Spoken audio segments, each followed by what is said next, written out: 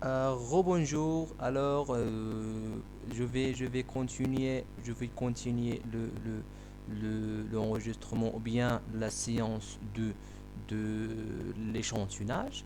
Alors, le complément spectral d'un signal. Alors, euh, pour éviter, le recouvrement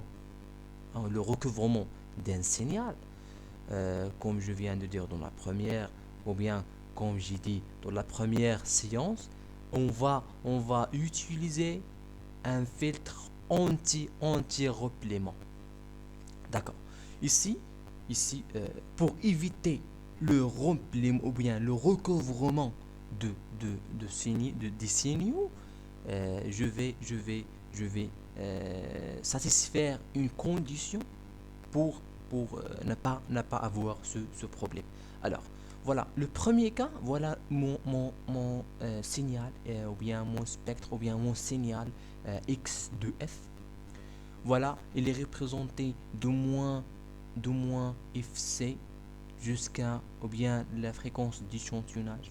Voilà, Fe. Voilà, mon fréquence maximale c'est Fc. Et mon fréquence minimale c'est moins Fc. Voilà, mon signal. Alors, pour faire l'échantillonnage, alors je vais choisir une fréquence d'échantillonnage qui est supérieure à 2 pour garantir que pour garantir que on n'aura pas un recouvrement des signaux. Voilà, un f de c. Voilà mon signal qui est mon FE, il est supérieur à 2 FC. Alors pour éviter d'utiliser cet emplacement là, alors voilà mon FE, voilà mon 2 FE pour 2 FE, voilà.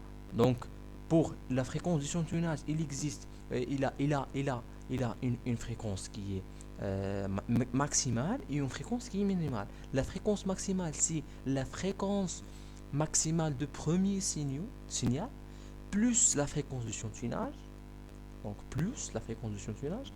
Et à gauche, il a une fréquence de la moins la la fréquence minimale, donc la fréquence minimale, moins une fréquence moins ou bien plus une fréquence d'échantillonnage. Voilà, la fréquence d'échantillonnage on ajoute ici et ici.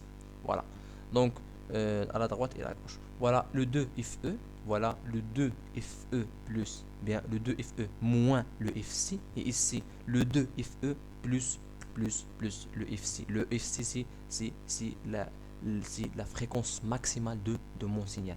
Et voilà, et ainsi de suite aussi dans la partie négative. Voilà, ici j'ai un FE moins FC, et ici j'ai un moins FE moins FC dans la partie qui est négative. Voilà un deuxième cas. Lorsque je prends mon signal ou bien mon fréquence d'échantillonnage qui est égale à 2 fois FC, voilà, j'exige que mon signal est à FE égale à la fréquence d'échantillonnage égale à 2 fois la fréquence maximale de mon signal. Alors je peux avoir ici un petit recouvrement ici, un petit, je sais pas, c'est pas souhaitable. Donc, mais moi, j'ai essayé de trouver cette représentation-là, ou bien cette présentation de fréquence. Ici, si je fais un filtre, si je fais un filtre pour, pour, pour, euh, pour, euh, pour filtrer ou bien pour avoir mon information, je risque d'avoir, je risque de perdre des petites données ici. pour ce point-là, car il est un petit recouvrement, d'accord? Alors on constate que près d'un simple filtrage passe-bas idéal, la fréquence de coupure, donc si on parle dans la théorie ou bien des filtrages, alors on parle de la fréquence de coupure. Voilà, la fréquence de coupure FE sur 2, on retrouve XF et donc X de T. Alors si on retrouve notre XF, voilà notre information, elle est là. Voilà, les informations initiales ne sont pas perdues. Voilà, la transformation x de t à xe est, réversible. Voilà, on peut aller à la fréquence d'échantillonnage ou bien à le signal échantillonné ou bien le signal initial. On a correctement échantillonné le signal. Alors, s'il vous plaît, il faut toujours garantir que votre FE il est supérieur à 2 FC. Dans la pratique, on évite même si il garantit, mais dans des cas des signaux qui sont rectangulaires, on risque d'avoir un problème. Voilà, je vais vous donner un exemple. Je vais vous donner un exemple. Voilà, je vais vous donner un exemple. Voilà, si j'ai voilà un signal rectangulaire. Voilà, un signal qui est rectangulaire. Voilà, si je fais à 2 FE, je risque, voilà mon deuxième signal, voilà mon troisième signal. Alors, si je fais un filtre qui passe pas, ou bien pour avoir mon signal, voilà, je risque d'avoir de perdre ces informations-là. Alors, il faut garantir, s'il vous plaît, que votre signal et que votre fréquence d'échantillonnage il est supérieur à 2 FC, à 2 fois la fréquence maximale de votre signal. Voilà, un mauvais choix de fréquence d'échantillonnage, voilà, inférieur à 2 FC. Voilà, vous pouvez voir ici le défaut. Voilà, si on fait notre filtre, voilà, on risque de perdre plusieurs informations. Voilà, voilà les fréquences ou bien le spectre qu'on a obtenu. Donc, toutes les informations qui sont là, ils sont perdues. Voilà, donc l'information n'a pas été obtenue. Voilà, il est clair. Il était clair que le spectre initial x de f est déformé. On ne peut pas obtenir x de f à partir de x de e. Les informations sont perdues. Voilà, la transformation est irréversible. On a mal échantillonné le signal. Voilà le troisième exemple. Donc, pour la quatrième exemple, voilà, comme je viens de dire, voilà pour voilà notre signal. Voilà, voilà notre signal échantillonné. Voilà, ici il apparaît donc impossible d'échantillonner un tel signal. En pratique, on filtre le signal x de et x de t par un filtre passe-bas, oui, de fréquence de coupure égale à f max. Puis on échantillonnera le signal de sortie du filtre à la fréquence. Voilà.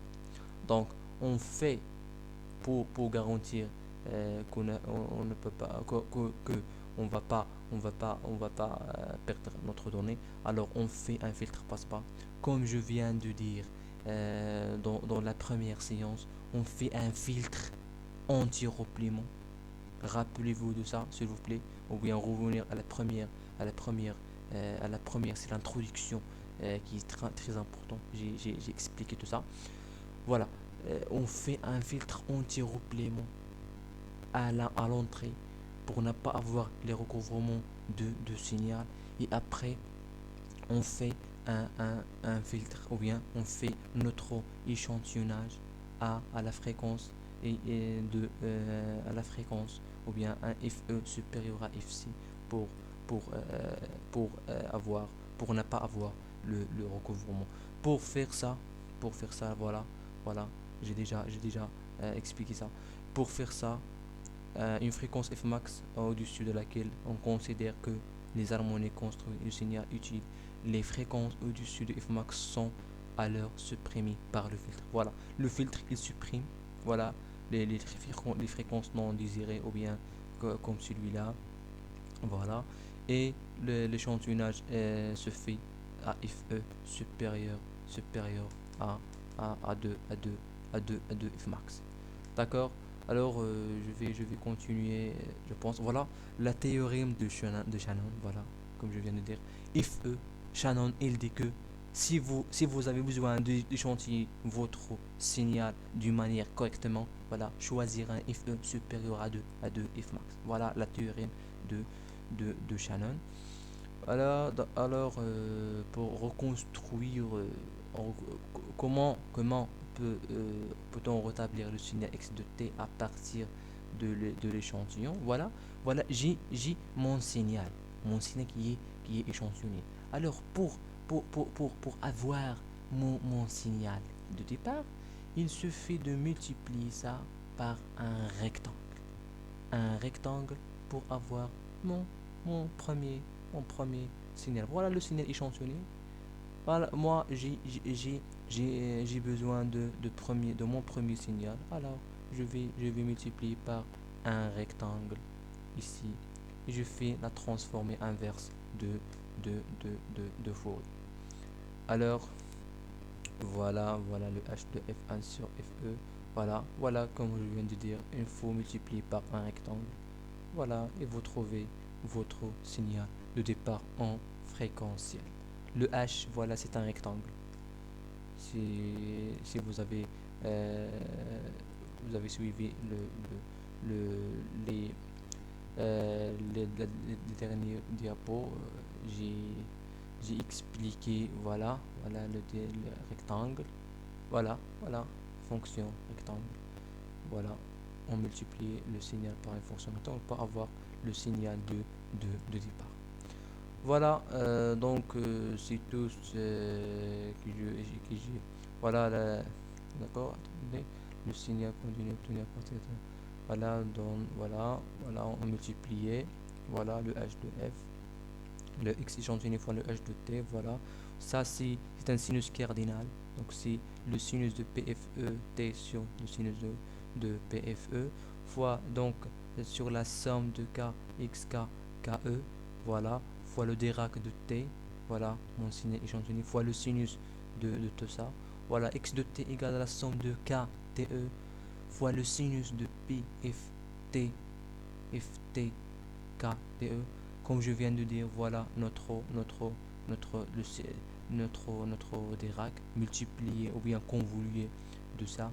Voilà, on va remplacer tout ça dans, dans, dans le sinus, voilà, comme je viens de dire, sur ce point-là, voilà, sur ce terme-là, d'accord. On va trouver la résultat final, c'est exécuter notre signal de départ. Alors, c'est tout. Voilà, je vais arrêter mon enregistrement. Voilà, bonne journée et bonne chance à la prochaine vidéo, Inch'Allah.